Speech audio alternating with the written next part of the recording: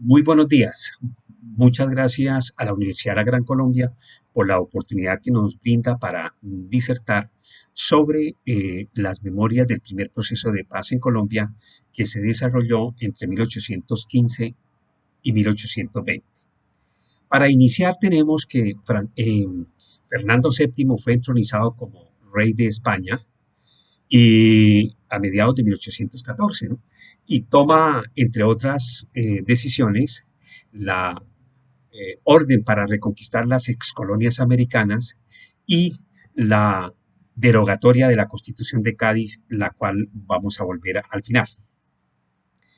La reconquista española se inicia principalmente por la costa atlántica, esto es por la Guajira, Santa Marta, Cartagena, y por los llanos orientales, es decir, ese territorio que ofrecía un camino más bien corto entre Venezuela y Santa Fe, cuyo punto intermedio era la ciudad de Pore, capital de la provincia oriental de Casanare. Morillo encomienda esa incursión llanera al general Sebastián de la Calzada. Él inicia esa avanzada, pero los llaneros, que contaban con una fuerza militar que aunque dispersa se agrupaba con facilidad y le propinan una derrota muy fuerte en la célebre batalla de Santa Rosa de Chire un 31 de octubre de 1815 y lo obligan a salir del territorio. Desde esta época, los llanos orientales es territorio libre de reconquista española. Eh, de la Calzada sale del territorio, se regresa a Venezuela y entra por Cúcuta y avanza hacia Santa Fe. En el sitio denominado el Alto del Cachirí, desafortunadamente, de la Calzada vence a las fuerzas patrióticas que estaban comandadas, entre otros, por Francisco de Paula Santander, Custodio García Rovira y el general Páez, José Antonio Páez.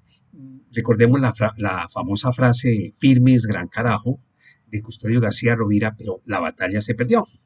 Entonces, los patriotas derrotados no tienen otra alternativa sino que emigrar, como se llamaba en la época, al único territorio libre que era los llanos orientales. Efectivamente llegan a Pore un 16 de julio de 1816 y allí organizan la estrategia militar, política y económica para enfrentar la reconquista española y pues que vino a catapultar a finales de 1819. En 1817 pasa un hecho muy importante y es que Morillo y Sámano, creyendo haber tomado a Pore por una breve incursión allí, envían como gobernador de los Llanos a Julián Bayer, un experimentado militar, como gobernador de los Llanos, quien siguió la misma ruta de la Calzada, pero desafortunadamente para esa avanzada, en Tame, a comienzos de marzo, capturan a ese gobernador e impiden que se tome la capital de los Llanos Orientales, la ciudad de Pore. En 1818 se producen una serie de actos y hechos de autonomía, de soberanía popular en los llanos y principalmente en Pore y San Martín de los Llanos. ¿Qué pasa en San Martín de los Llanos? En San Martín de los Llanos, el gran capitán Aniceto Ramírez tapona y no permite que la reconquista avance por allí, por el camino de la Cabulla de Caquesa, y este gran militar, un poco desconocido, eh, logra tapar y ese camino para evitar la toma de los llanos por por el sur. En Pore sucede una serie de hechos muy importantes. Podemos citar la convocatoria del Congreso Constituyente Llanero, que promulga la famosa carta constituyente más conocida como la Proclama de Pore, que se puede considerar como la constitución de la independencia. En su preámbulo y en sus tres primeros artículos de esa proclama, los llaneros asumen la representación política de toda la Nueva Granada, que ya se encontraba bajo el dominio del restituido virreinato de Sámano en Santa Fe. Organizan un ejército de no solo allí en Pore, sino en la Trinidad, en Guanapalo, en Tene, en Manare, y para hacer digamos, la avanzada a Santa Fe para destronar el virreinato. Ya a finales de 1818, el general Simón Bolívar le envía una comunicación a Francisco de Paula Santander, quien se encontraba en los llanos orientales, diciéndole que Morillo intentaba o proponía un diálogo, un diálogo para regularizar la guerra de independencia.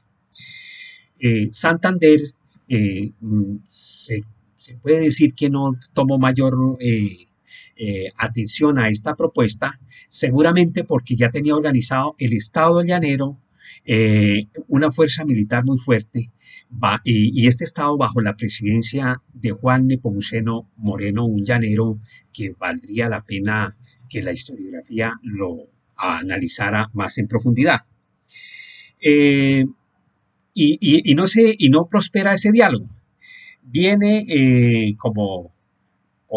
digamos, como hecho subsiguiente, se puede citar, los llaneros se encuentran en Pore, y los ejércitos de Bolívar y Santander unifican fuerzas según el artículo 11 de la célebre proclama de Pore, e inician la avanzada hacia el ascenso de los llanos y logran llegar al altiplano cundiboyacense, y se producen las dos batallas subsiguientes, que son la del Pantano de Vargas, un 25 de julio de 1819, y la del 7 de agosto de ese mismo año, por la cual el virrey Sámano abandona precipitosamente la ciudad de Santa Fe.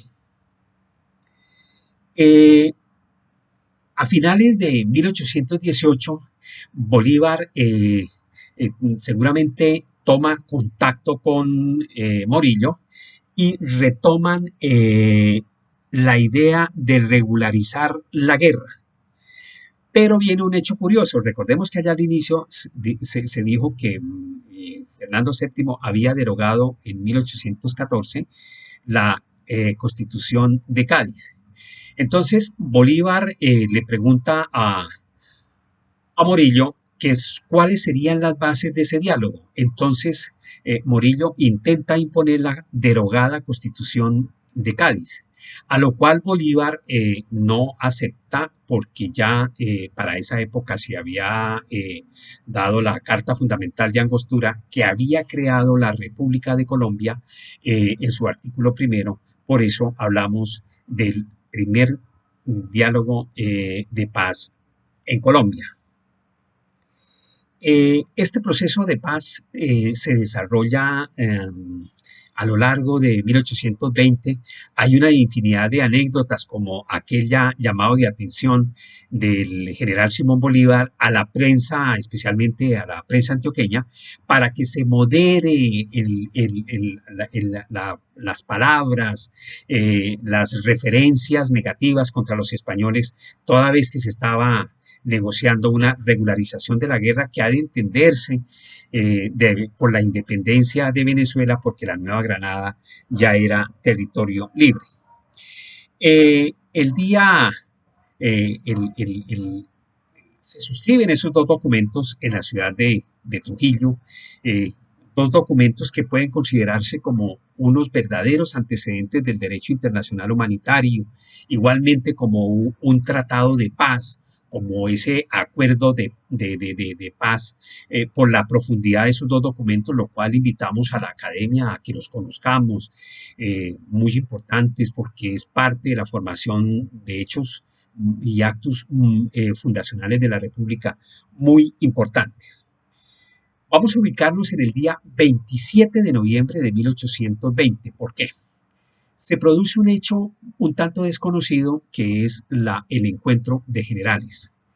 El general Simón Bolívar y el general Pablo de Morillo, eh, ya despojados de sus escoltas y de sus armas, se encuentran en un sitio determinado, se dan un profundo abrazo, despojados de su escolta y de sus armas, continúan hacia la ciudad de Santa Ana y allí eh, siguen en un diálogo muy profundo, eh, duermen bajo un mismo techo, eh, eh, comen y producen un brindis muy importante que valdría la pena que se conociera en detalle por la profundidad, digamos, por la profundidad en cuanto al contenido humanístico y de rechazo a la guerra y al derramamiento de sangre.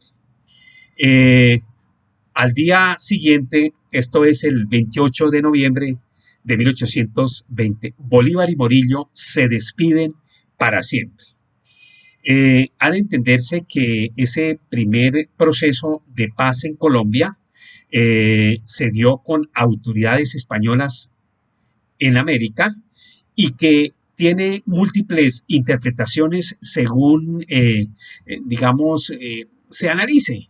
Pero para efectos de este diálogo importante con ustedes, diríamos que la principal conclusión es que la paz de Colombia es un derecho bicentenario eh, por resolver. Es decir, la guerra de independencia de Colombia, que por más fuerte que hubiese sido, también lo es que hubo espacios para la paz. Las memorias que hemos expuesto acá las encontramos en este libro que se denomina Memoria del primer proceso de paz en Colombia, que se editó hace 4 años, y sería importante que en algún momento se pudiera retomar el análisis porque definitivamente la paz de Colombia es un derecho bicentenario por resolver. Muchas gracias.